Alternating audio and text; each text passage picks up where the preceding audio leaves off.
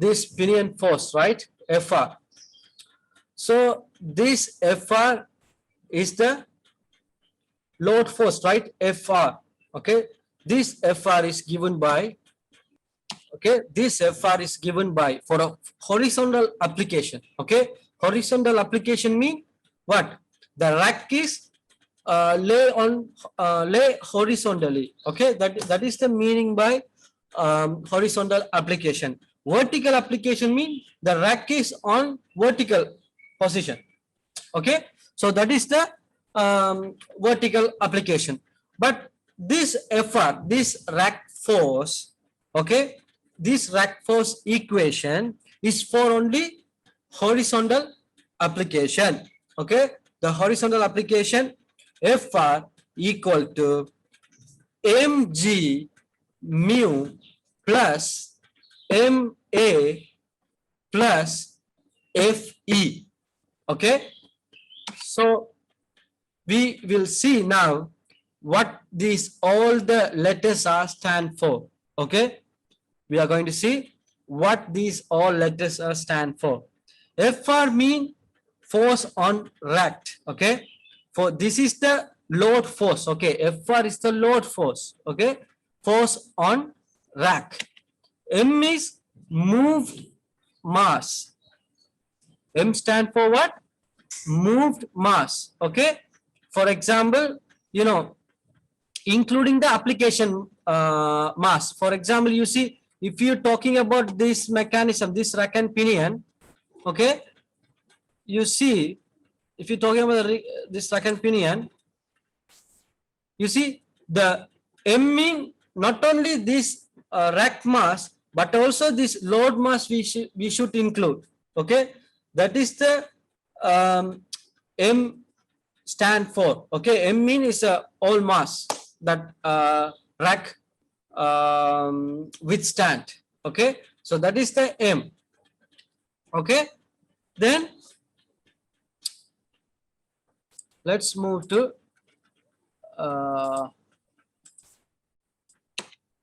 then mu. Mu is what? Mu is a coefficient of friction. Coefficient of friction. Definitely, you know, when the load is on the rack, there is a friction force in between the load and rack. So the mu is a coefficient of friction. Okay. Then A is the maximum acceleration the system will experience. Okay.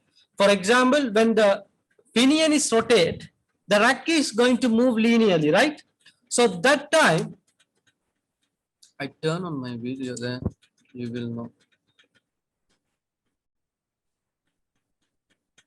Okay, so that time you see when the maximum acceleration of the system will experience mean what? When the pinion is rotate, the rack is going to move linearly, right? So that time there is a acceleration the rack is going to experience, right? So that acceleration A is denoted by here. Okay, so mg mu plus ma.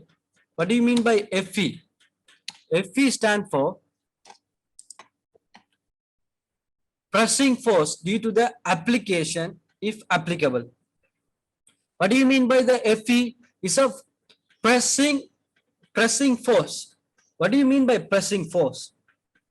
For example, this rack is connected with any joint. You see on the first slide, you see this rack is joined with this universal joint, right? So due to this joint and this connection of link, there should be the force is acting on this rack.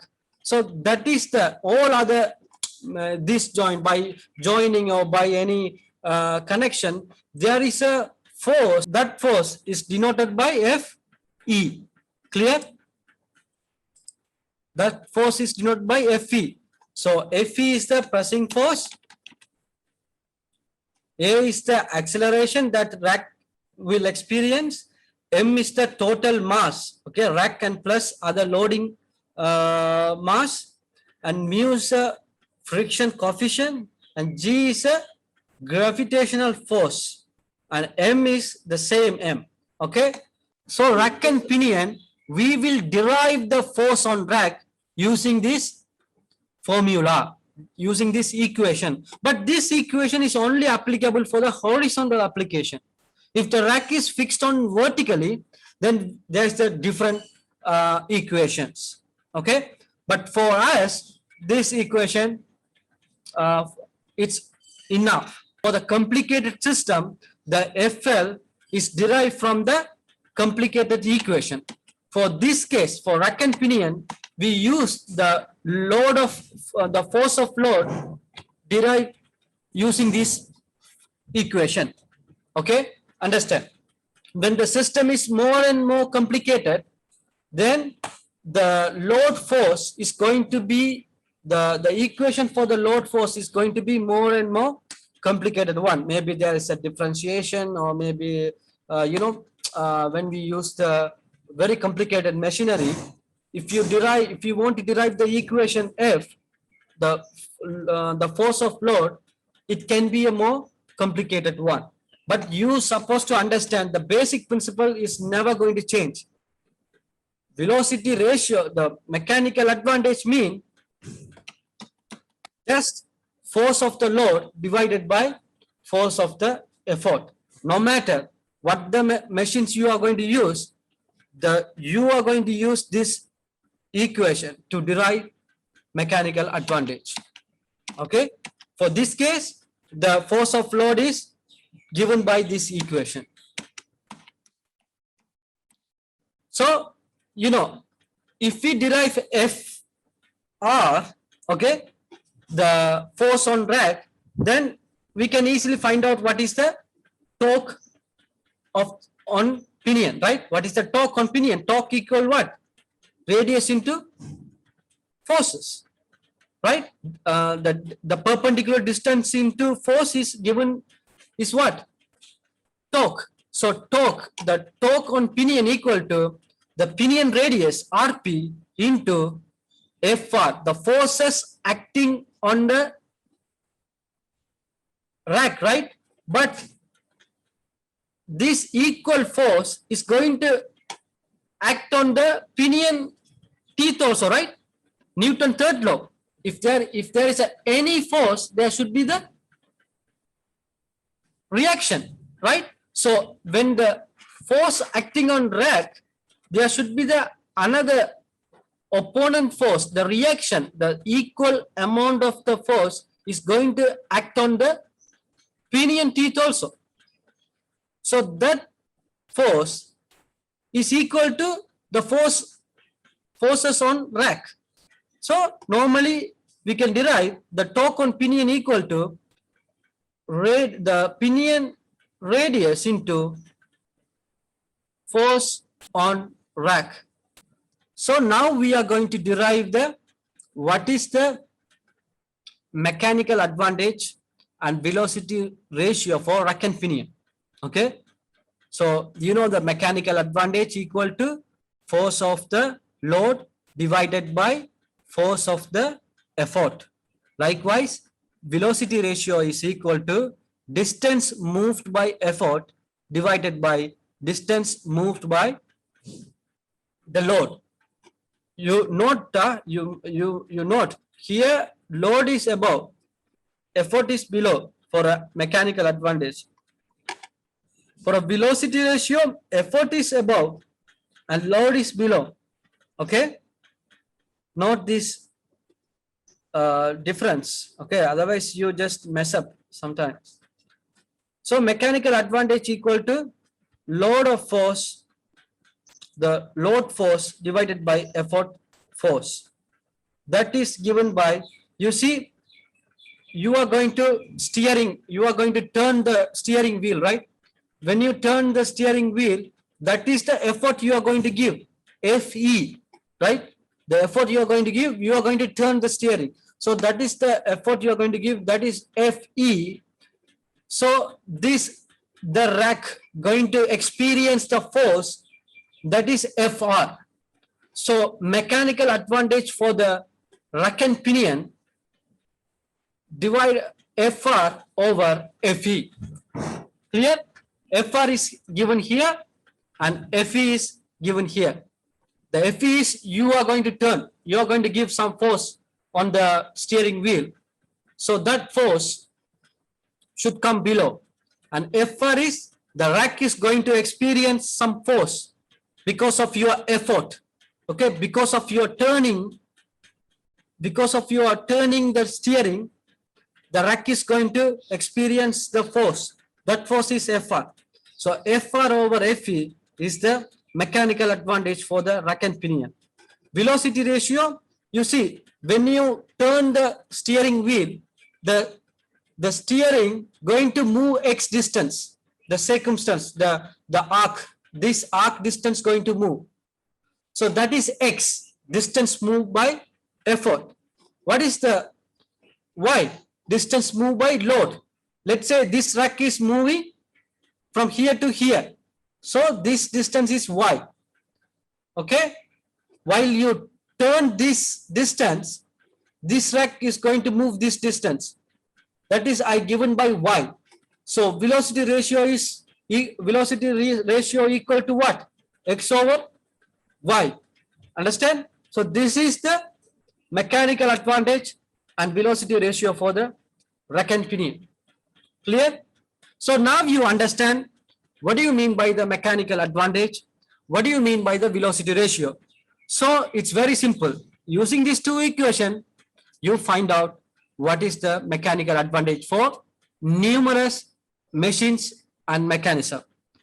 Okay, the another term I introduced law of machine. Okay, now I already explained what do you mean by the velocity ratio and mechanical advantage. Now we move to law of machine. Okay, this is also new term. So I am going to introduce.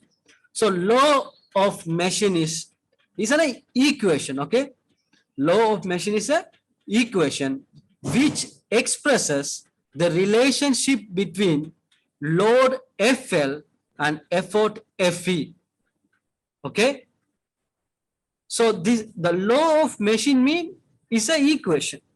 It's just one equation that express the relationship between load force and effort force. Okay, in many cases, normally the FE equal to A into FL plus B. Okay, FE equal to A into FL plus B. Here you see FE is a effort. Okay, the effort force. FL is the load force. The another two variable here, A and B, are constant for a particular machine. For a particular machine, A and B are constant. So once we derive, once we know A and B for the particular machine, then we will get the equation FE equal, let's say A equal 2 for particular machines. Then 2FL plus, let's say B equal 0.5. So plus 0.5. So let's say for a particular machine, I found out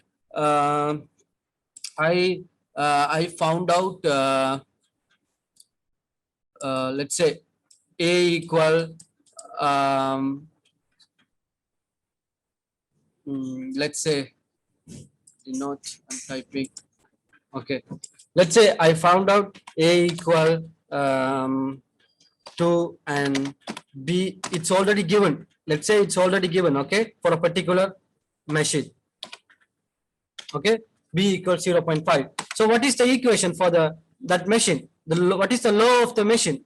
Law of the machine is FE, okay, FE equal to what? A equal 2, right? 2 into FL, okay, that is FL, okay, plus 0.5. This is the law of the equation for that machine, because that machine I know the A equal 2 and B equal 0.5. Okay, so I can easily derive the equation Fe equal 2FL plus 0.5. Okay, so likewise, we can derive the equation for different machine once we determine the A and B values. Okay, now you may ask, okay, why we want to know this equation, right? Because it's why I need to know this equation, why we need this equation. Okay, so maybe you ask why we have to derive this equation. Simple. Answer is this one. Let's say this excavator also have this, you know, arm mechanism, right? There is arm mechanism. Okay, there's a bucket which is supposed to carry the soil, and one arm, and that this arm is connected with the piston, the hydraulic piston.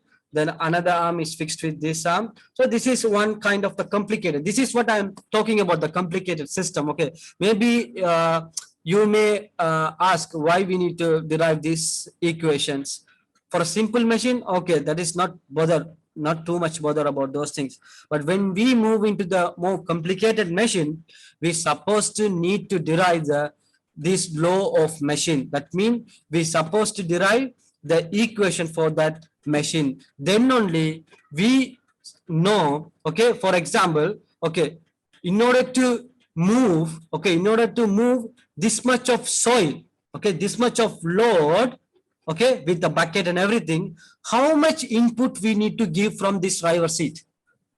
Understand that? But for this machine, the equation is very complicated. It's not like I forgot to mention this one. This equation is y equal mx, right? Mx plus c, right?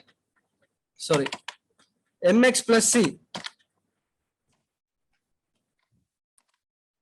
Mx plus c, right? This equation. But this kind of the equation we can only get for the simple machine. Okay, but if we move into the complicated machine, the equation also can be complicated, like a second derivative equation or third derivative equations.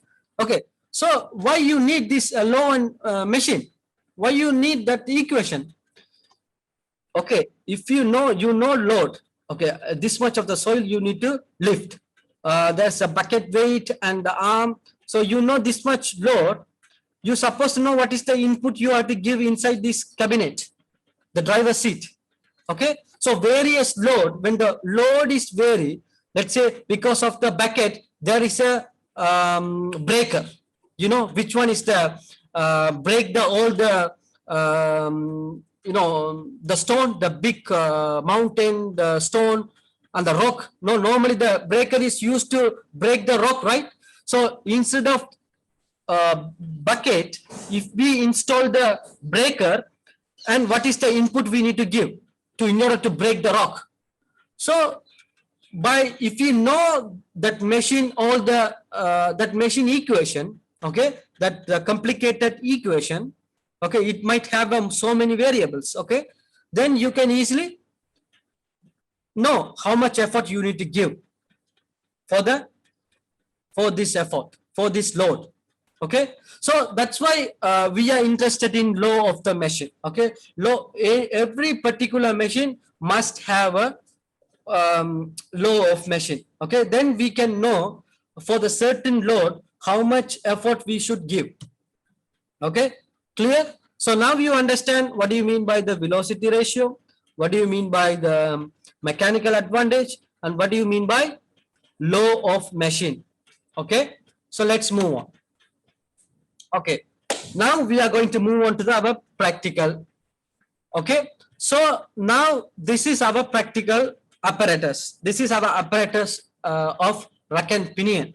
This is a one picture I show you. Okay, this is our rack and pinion apparatus. Okay, we are going to do practical with this apparatus. So first I start with explaining these components of the apparatus. Okay, what are the components? The smaller components parts I am going to explain now. Okay, first one, this wheel is called pinion. Okay, this small wheel is called pinion. Okay, this pinion is attached with this blue color shaft, right? This shaft is called pinion shaft. So pinion shaft. This bracket, where the pinion shaft is held is normally called what? Pinion bracket. So pinion shaft, pinion bracket. Then move on to this is the rack. Okay, this is a rack. It's long one. This pinion, this is rack. That is called the pinion, rack and pinion. Okay, so this one is a rack. This one called is a rack guide. This rack is attached with this guide. So this one called rack guide. So move on to this part. This part is called what? The pinion pulley. So which one is called pinion pulley? This one is called load cord. Okay, load cord. This load cord is attached to this pinion pulley. Then come down to below. You see, this one is called hanger, where you put your weights. Okay, this one is called hanger. This hanger is 0.5 Newton. Okay, this one already have a self weight, no? So that weight is 0.5 Newton. So move on to this part of the apparatus. Okay, this one is called pulley. Okay, this one also called another pulley, but this one is called special name pinion pulley. Why? Because this pulley is attached to the pinion shaft. That's why this one called is pinion pulley. But this one is called normal pulley. Okay, the pulley, this bracket is called pulley bracket. Okay, then here also another hanger. Okay, where we are going to put the weights on this hanger. But this hanger self weight is 1 Newton. Okay, so these are the main components of the apparatus. Okay, but here you see there's a one label here. Okay, this label give you what is the model number and serial number and the manufacturer all the details on this label.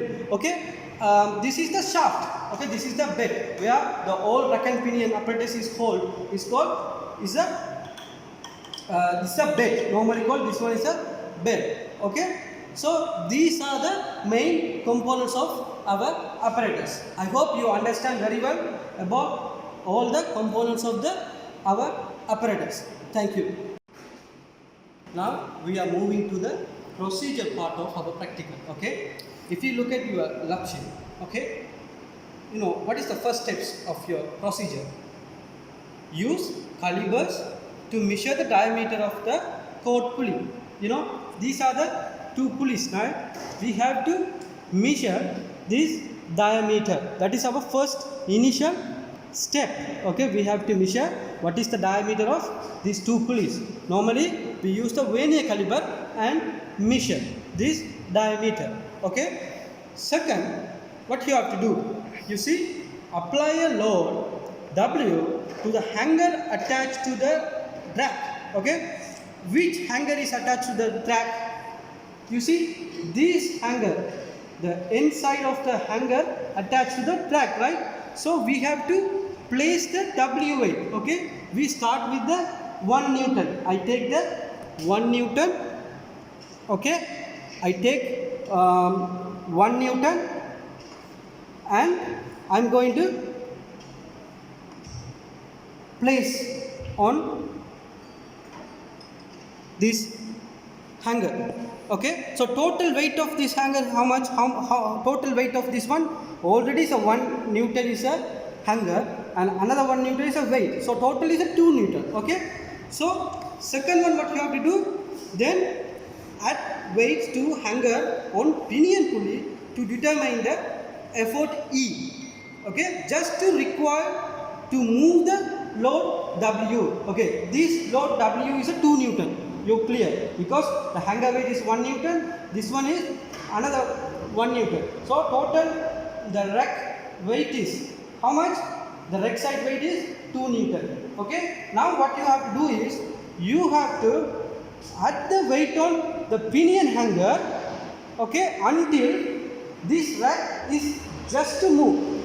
Okay, it's not just to move, means it's just about to move. That is the meaning by just to move. Okay. For example, let's say I am going to place the 2 Newton of the weight here. You see this one also. When I place the 2 Newton here, it just moved.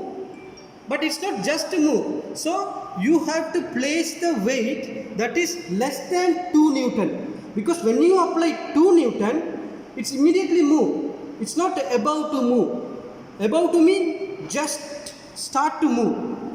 Okay, so you already get the picture. Okay, when you place the 2 Newton, it is moved quickly. So I need to add less than 2 Newton. Okay, so take out this 2 Newton. Okay, and place 1 Newton. Okay, place 1 Newton.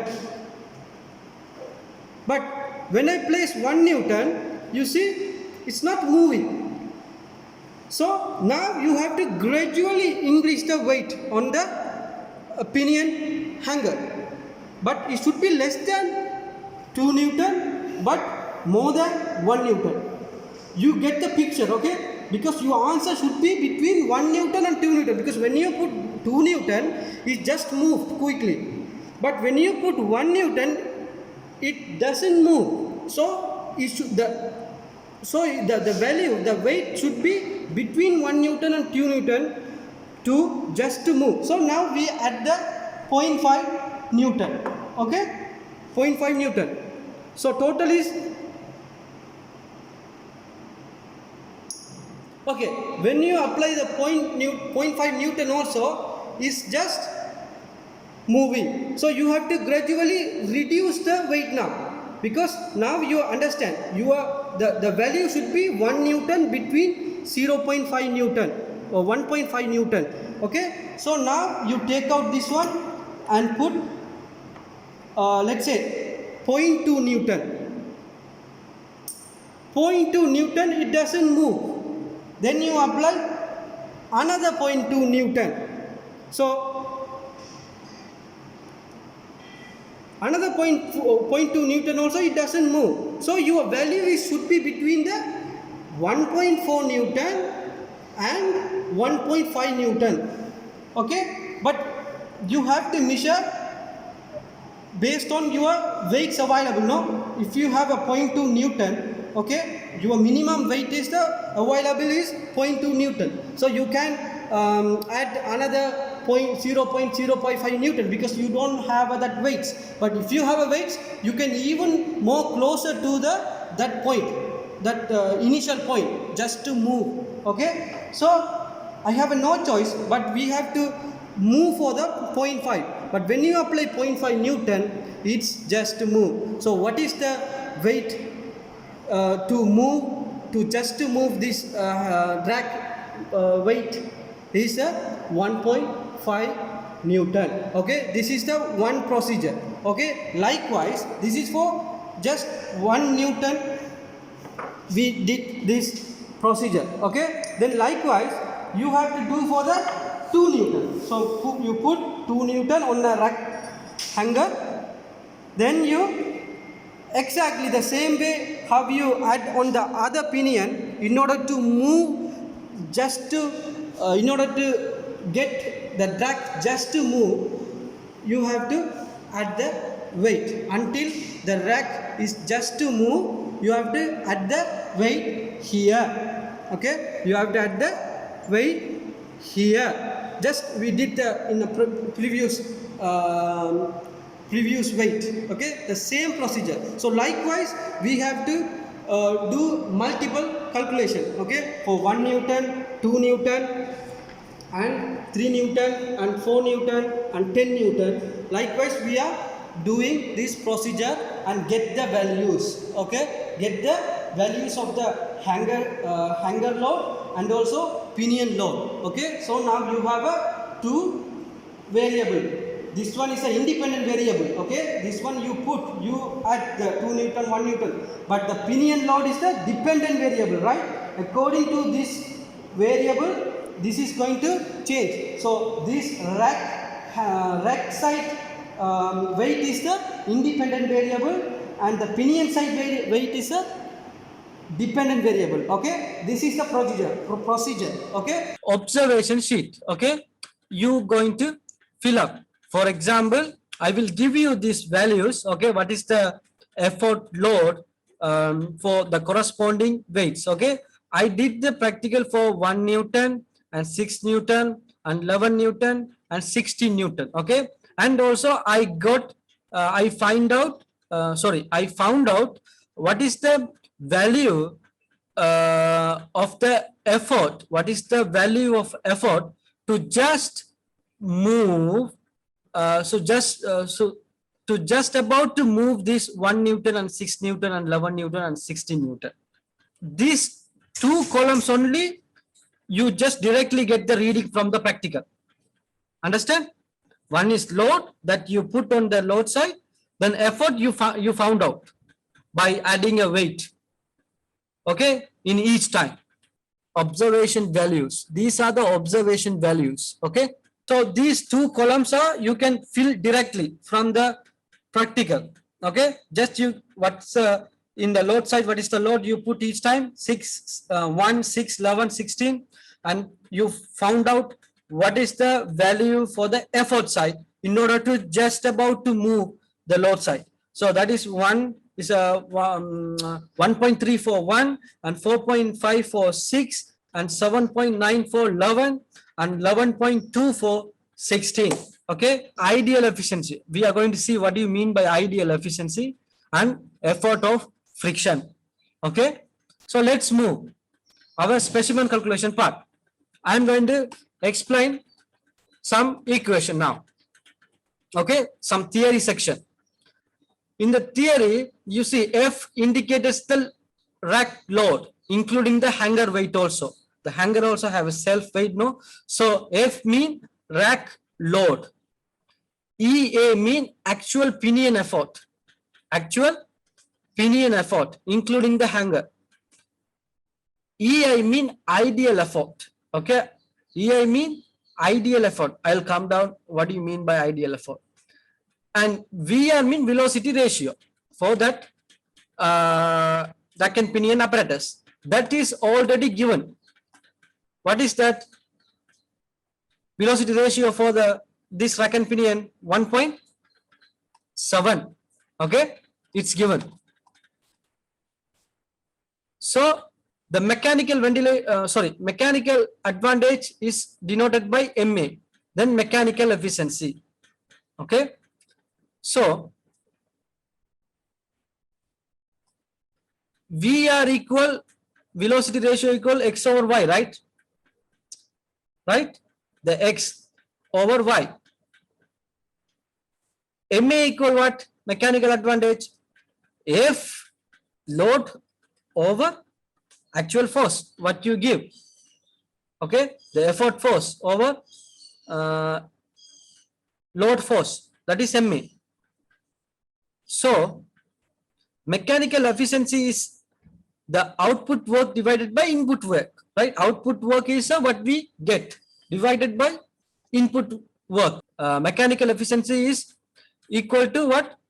Output work, that is what we get divided by what we give, input work. Okay, output work over input work. So what is input work? You actually move what? Actual effort force into X distance, right? That is the input work. What is the output work? Load force into how much it's moved. That is Fy. Okay. Then efficiency is equal what? Efficiency equal to output work over input work. So F over E is what? MA. F over E equal what? MA. Here Y over X. But X over Y is a velocity ratio. So Y over X mean what? 1 over VR. 1 over velocity ratio. So efficiency equal to what? Mechanical advantage over velocity ratio. Efficiency equal to 1. We call that EI is the ideal effort. Understand? This is the actual effort. But efficiency is equal to Fy over Ea into X. That is equal to Ma over VR. So when efficiency equal to 1, so that is mean that that time, that efficiency equal to 1, this EA, this actual effort is denoted by EI. That's mean ideal effort. Ideal effort. Okay. So ideal effort mean considering the system, there is a no friction. But when efficiency equal to 1, that effort is denoted by EI. Okay. So effort required to overcome the friction is how much? Overcome the friction is EF equal to E actual minus EI. E actual minus EI.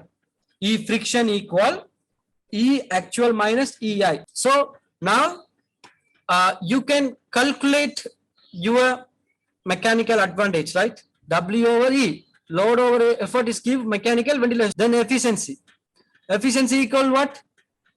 Mechanical advantage over VR, right? Velocity ratio. So you know the VR is constant for the one particular system. Velocity ratio is constant. So that is given 1.7. So, but MA is vary, different cases. Then ideal efficiency is what?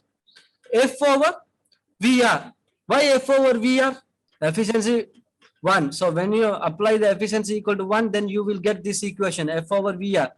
Then effort of friction is E minus EI, right? So this column minus this column give effort of friction. Plot the graph. You have to plot the graph. What is the graph? On the x-axis, you put load. Okay, this load. Okay, on x-axis, and y-axis there's a 3 graph. One for load versus effort, or effort versus load. Okay, y is effort. This effort versus this load. And second graph, efficiency versus load. Efficiency, this versus this column versus this column.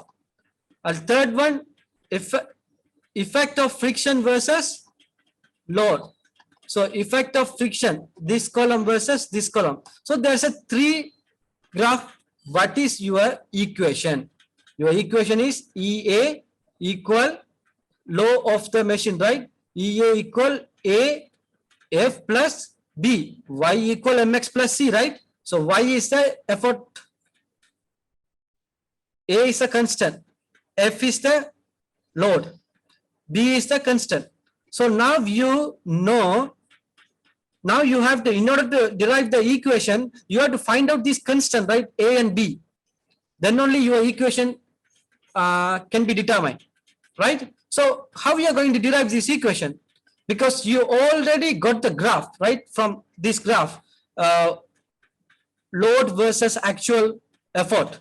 You get, so you know that graph should be the straight line. Whether even you see, let's say your points, okay, let's say your points here, here, here, here, here. Okay, you put the points here, right? Okay, right, I put blue color. Let's say your point here, here, here. I just roughly wrote. Okay, load versus here effort, right? Effort. So I get points here, but I know for this machine is a straight line, this equation. So you have to appropriately draw one line that's passed through all points. Okay, don't draw like this, huh? Okay, you know this graph is a straight line, so you have to draw the line that you have to draw the line. Let's say these are the points, so you have to draw the line that close to all other points. Okay. So this is your graph you got, effort versus load. Then, you know, this graph slope equal what? This A, right? Y Yeah. equal mx plus c, right? Mx plus c, right? So this is x coordinate, this is y coordinate. So this slope is gives what? M, right? So that is what? A, right? A values. So what is the C value? This C value, this B value. This graph, which one is cutting through this y-axis, right? The point that cut through the y-axis, right? Let's say if I denoted by C, if denoted by C, so B equals C, right? Now you know the value of A and B, so you can now you determine ready your equation.